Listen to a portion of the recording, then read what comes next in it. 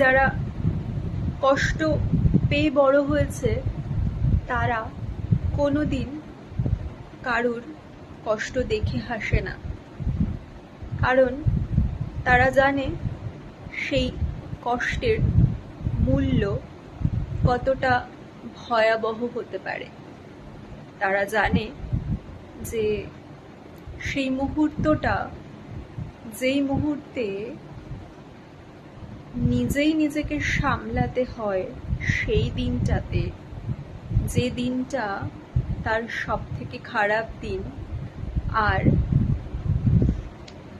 যে দিনটা বা যে সময়টাতে তার পাশে কেউ ছিল না, অথচ সেই সময়টাতেই তার পাশে থাকার প্রতিশ্রুতি দিয়েছিল তার প্রত্যেকটা পরিচিত আর প্রত্যেকটা ভালোবাসার মানুষ, প্রত্যেকটা আপনজন, নিজের লোক।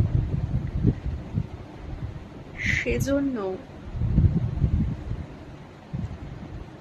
যারা কষ্ট পাওনি, যারা কারুর কষ্ট দেখে হাসো আর ভাবো যে তোমার জীবনে সেই কষ্টটা বা সেই যন্ত্রণাটা নেই বলে